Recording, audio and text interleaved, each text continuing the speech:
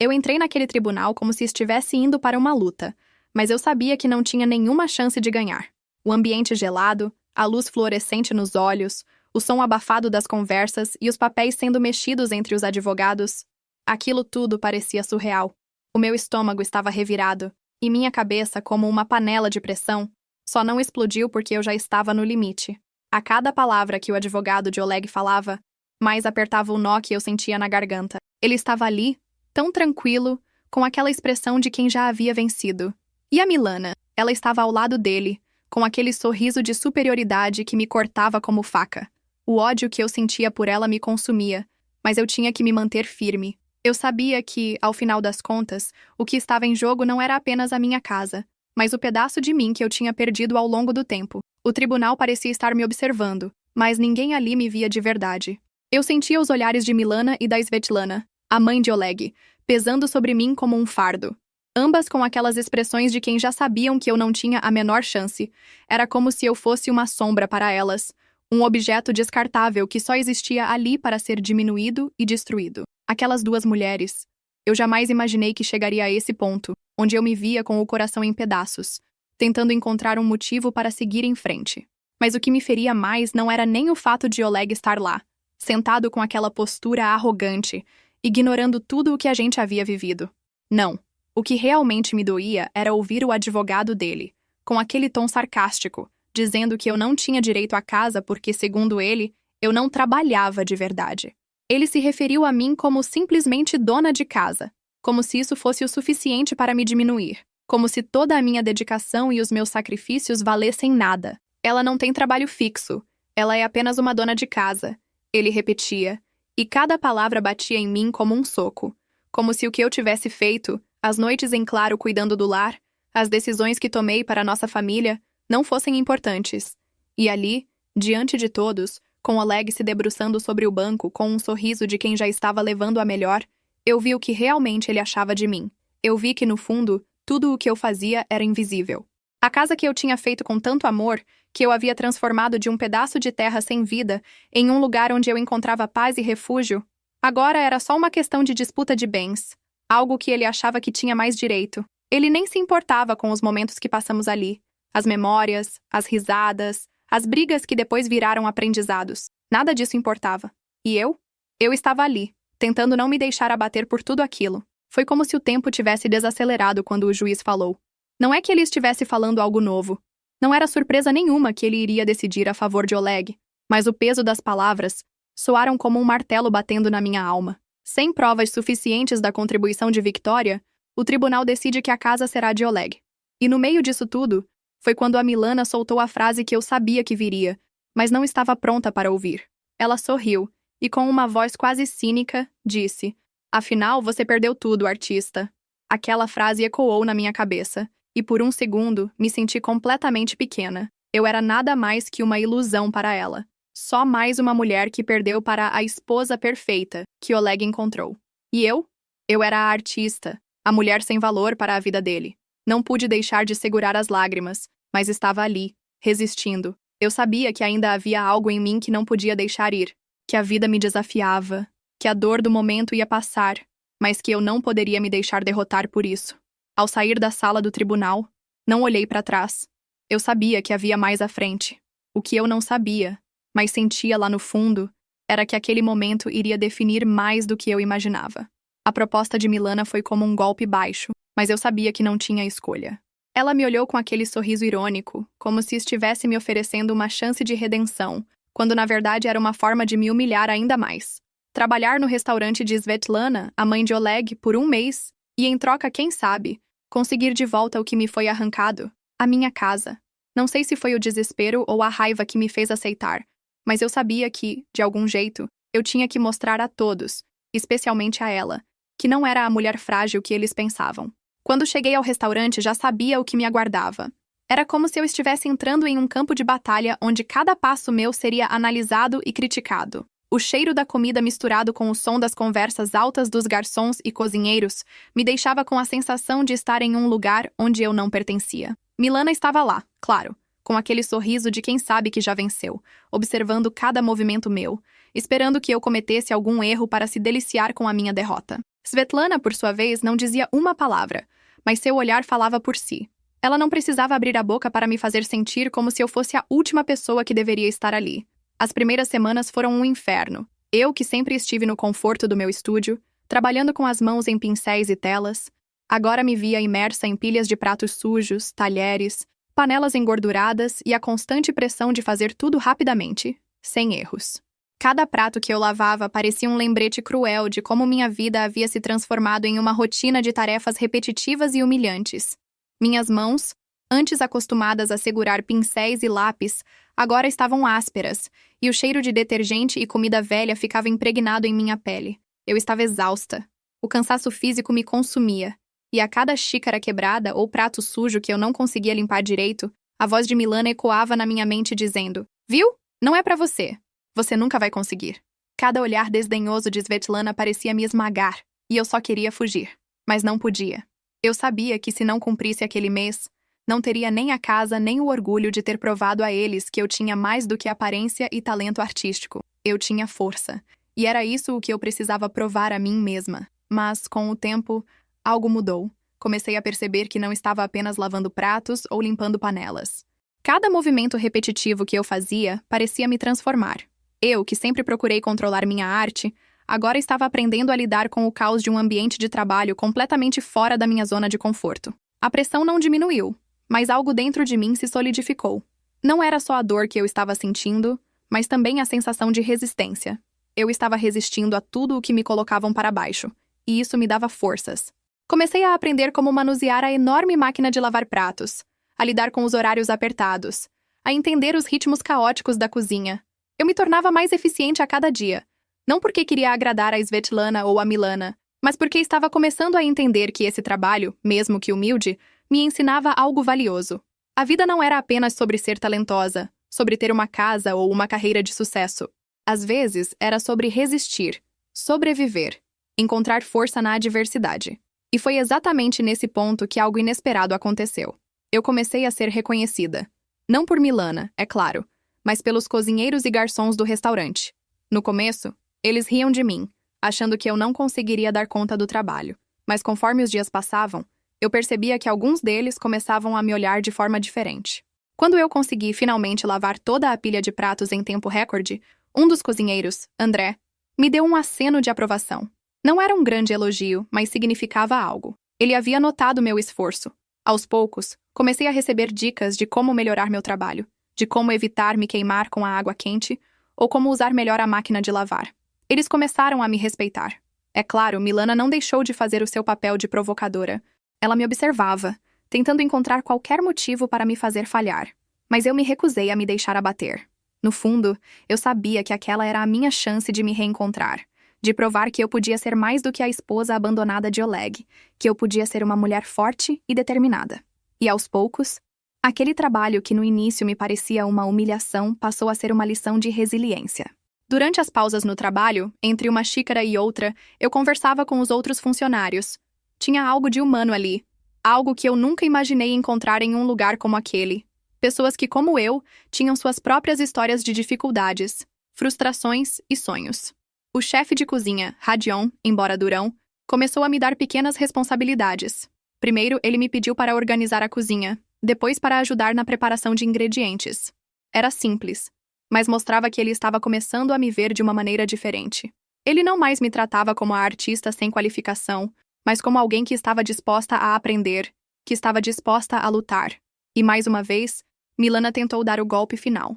Ela passou a me humilhar ainda mais, tentando me fazer duvidar de mim mesma. Mas em vez de me enfraquecer, suas palavras apenas aumentaram a chama da minha determinação. O que ela não sabia era que, ao tentar me fazer sentir menos, ela estava apenas me empurrando mais para o meu próprio crescimento. Eu não sabia o que aconteceria ao final daquele mês, mas sabia que, de alguma forma, o meu futuro já estava sendo reconstruído ali, entre pratos sujos e uma cozinha barulhenta. Eu estava me reerguendo, e isso era mais do que eu poderia pedir. Eu me entregava ao trabalho cada vez mais, tentando encontrar algum tipo de consolo nas tarefas simples e repetitivas que me eram impostas.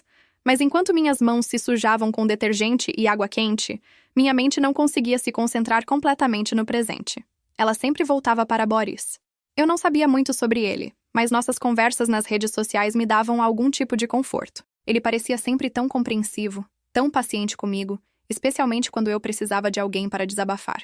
A vida estava difícil, e ele parecia ser o único a me ouvir de verdade. Mas, ao mesmo tempo, havia algo de misterioso nele. Ele nunca falava muito sobre seu passado. Eu perguntava, mas ele desviava o assunto. Ele dizia que preferia focar no presente, no que a gente compartilhava naquele momento. E, embora eu me sentisse grata por ter alguém com quem conversar, uma pequena semente de desconfiança começava a nascer dentro de mim. Eu sabia que ele não estava me dizendo tudo, e isso me incomodava. Mas, ao mesmo tempo, ele me fazia sentir tão bem. Por isso, eu deixava para lá, preferindo acreditar que talvez um dia ele se abrisse mais comigo. O restaurante, por outro lado, era um palco constante de tensão. As coisas com Milana só pioravam. Eu não tinha mais paciência para os olhares de escárnio dela, para as palavras cortantes e o desprezo estampado no rosto dela. Cada dia parecia um teste, uma batalha diária para manter minha compostura e minha dignidade. Milana estava determinada a me fazer desistir. Ela não deixava passar uma oportunidade para me humilhar, seja com um comentário disfarçado de piada, seja com o olhar fulminante quando algo dava errado. Ela queria me ver fracassar. E de algum jeito, ela estava conseguindo. Mas a cada tentativa dela de me destruir, algo dentro de mim se fortalecia. Eu não ia me deixar derrotar por ela. Eu sabia que, no fundo, ela estava apenas tentando cobrir a insegurança que sentia. Ela era fraca, e a fraqueza dela me dava mais força. Uma noite, enquanto estava no serviço, ouvi uma conversa entre os cozinheiros que me chamou a atenção. Eles falavam sobre um tal de Germain Nikitin, um empresário misterioso que estava comprando terrenos na minha antiga comunidade. O nome dele me soou familiar, mas por algum motivo eu não conseguia associá-lo a nada em particular. A conversa continuava, e os cozinheiros mencionaram que ele estava comprando propriedades a preço de banana, justamente aquelas áreas onde, até pouco tempo atrás, eu passei meus melhores momentos de vida, especialmente na casa de campo que agora estava em disputa. O que me deixou mais preocupada foi o fato de que ninguém parecia entender o real motivo de Germain estar adquirindo aquelas terras. Ele não era da área, nunca tinha aparecido antes, e a maneira como ele estava comprando tudo a qualquer custo parecia, no mínimo, suspeita. Naquele momento, um frio percorreu minha espinha. Será que a minha casa, a casa que eu amava, estava em risco de ser vendida a um preço irrisório, sem que eu tivesse sequer uma chance de impedir? Meu peito apertou, e uma preocupação imensa tomou conta de mim. Eu precisava entender o que estava acontecendo. Precisava descobrir mais sobre Germain e sobre o que ele queria. E como se as coisas já não estivessem complicadas o suficiente, uma noite, enquanto trabalhava no serviço, vi algo que me deixou completamente sem palavras. Boris estava no restaurante. Eu o reconheci imediatamente, mas o que me chocou foi vê-lo em uma cadeira de rodas. Eu não sabia que ele estava em uma situação assim. Eu só sabia que ele se mostrava sempre tão seguro de si nas nossas conversas. Ele falava sobre negócios, sobre suas ideias para o futuro, e eu jamais imaginei que ele pudesse estar lidando com algo tão sério. Ele parecia estar em um encontro de negócios, conversando com homens engravatados, e sua postura séria e concentrada só me deixou mais confusa. Como ele não havia me contado sobre isso? Eu tentava entender. Como alguém que parecia tão bem-sucedido, tão capaz, estava agora dependente de uma cadeira de rodas. A situação, que já estava ficando cada vez mais estranha, se tornava ainda mais complicada com a presença dele. Será que ele estava envolvido de alguma forma com os planos de Germain? Eu tentei olhar mais de perto, mas ele parecia tão distante, tão fechado, como se estivesse em outro mundo, e mais uma vez, o peso da dúvida se abateu sobre mim. O que ele estava realmente escondendo? Eu estava começando a me perguntar se havia algo mais entre nós, algo que ele ainda não estava me contando. Mas eu não podia simplesmente perguntar. Eu não sabia o que poderia descobrir, e o medo de que ele estivesse me enganando me fazia querer desistir de tudo. Eu decidi que precisava tomar as rédeas da situação. Não poderia ficar em silêncio enquanto minha vida desmoronava ao meu redor. Algo estava acontecendo, e eu precisava entender o que era. Eu não podia deixar que o terreno onde vivia, onde havia encontrado algum tipo de paz, fosse simplesmente roubado de mim. Eu não podia deixar que mais uma coisa me escapasse sem fazer nada. E à medida que mais conversas sobre Germain surgiam entre os funcionários, eu sabia que o relógio estava correndo. O que eu faria agora? Como poderia parar essa venda, essa tomada de posse? E Boris? O que ele tinha a ver com tudo isso? Eu não tinha respostas, mas algo dentro de mim me dizia que o próximo passo seria crucial. Eu só não sabia ainda se estava preparada para o que eu ia descobrir. Eu sabia que algo estava errado. A tensão no ar era palpável, mas naquela noite, tudo finalmente fazia sentido. Eu estava lá, no restaurante, mais uma vez cumprindo o meu turno, quando algo que até então parecia apenas uma sensação desconfortável se revelou em um pesadelo iminente. Boris estava sentado à mesa com outros empresários. Ele parecia mais distante do que nunca, e a sua postura séria não me enganava. Havia algo de estranho, algo que eu não conseguia identificar, mas que me fazia sentir um calafrio percorrer minha espinha. Ele estava em uma reunião conversando com os outros homens como se estivesse imerso em um mundo de negócios. Mas, conforme observava de longe, algo começou a me incomodar profundamente. Eu percebi que, por mais que Boris parecesse à vontade, ele estava sendo manipulado. O olhar dos empresários, especialmente o de Germain Nikitin, era de uma intensidade que eu não conseguia ignorar. Eles falavam com ele de uma maneira estranha, quase dissimulada, como se estivessem tirando proveito de sua situação, e algo em mim sabia que isso não era por acaso. Germain estava mais perto de Boris do que ele imaginava, e seus olhos cintilavam com a frieza de quem vê uma oportunidade. Ele sabia exatamente como explorar a fragilidade de Boris, e eu tinha certeza de que ele estava sendo manipulado, mas de que maneira? Quando Boris pegou o copo com água à sua frente, algo dentro de mim fez minha mente disparar como um alarme. Eu senti uma pressão crescente no peito, e então, sem pensar duas vezes, agi. Corri até a mesa, mais rápido do que eu imaginava ser capaz, e antes que Boris pudesse beber, eu agarrei o copo e o afastei de suas mãos. A reação dele foi imediata, surpresa, mas também confusa. Os outros empresários, incluindo Germain, olharam para mim com espanto. Ninguém esperava que eu fosse agir daquela forma. Eu estava tremendo, mas consegui manter a calma. "O que você está fazendo?" Boris perguntou, ainda sem entender. "Não beba isso", eu disse, minha voz firme, mas carregada de emoção. "Eu não sei o que está acontecendo aqui, mas algo não está certo." Boris olhou para mim, ainda sem compreender, e, em seguida, voltou os olhos para os outros, que estavam visivelmente desconfortáveis. Germain, no entanto, foi o primeiro a tentar se recompor. Ele forçou um sorriso. "O que há, Victoria? Não confia em nossos negócios." Ele falou com um tom de ironia, tentando mascarar o nervosismo que transparecia em seu rosto. Foi então que tudo veio à tona. Eu não sabia como, mas de alguma forma, as peças do quebra-cabeça começaram a se encaixar. Eu me virei para ele com um olhar decidido. "Eu sei o que você está fazendo, Germain. Você não está interessado apenas no terreno da minha comunidade, está usando Boris para obter informações sobre ele, para manipulá-lo a vender suas terras, tudo para enriquecer ainda mais. Não vou permitir que faça isso com ele." A expressão de Germain mudou na hora. Eu vi a frieza em seus olhos desaparecer por um segundo, como se ele tivesse sido pego de surpresa. Mas a verdade estava exposta. Ele tentava manipular Boris e usá-lo como peão, como uma ferramenta para atingir seus próprios fins. O choque foi grande para todos, inclusive para Boris. Ele não conseguia acreditar no que estava ouvindo. Eu não tinha certeza de como ele iria reagir, mas o que eu sabia é que a verdade estava na mesa, e não havia como voltar atrás. Aquele momento foi um divisor de águas. Eu não sabia exatamente o que aconteceria depois, mas naquele instante, a tensão que pairava no ar se dissipou. Boris ficou em silêncio, e os outros empresários, incapazes de contestar, não tinham mais o que dizer. A noite estava longe de terminar, mas algo dentro de mim se transformou naquele momento. Eu não era mais apenas uma mulher em busca de sua casa. Eu era alguém que havia enfrentado a manipulação, alguém que havia quebrado as correntes da mentira. Mais tarde, naquele mesmo dia, Boris se aproximou de mim. Ele parecia perdido, como se as peças da sua vida estivessem finalmente caindo em lugares que ele não conseguia compreender. Ele olhou para mim, com os olhos cheios de uma vulnerabilidade que ele nunca havia mostrado antes. Eu não sabia, Victoria. Eu não sabia o quanto estava sendo manipulado. Germain, ele usou a minha situação, não é? Eu pude ver a dor e a frustração em seus olhos. Ele estava acostumado a esconder suas fraquezas, sua verdadeira história.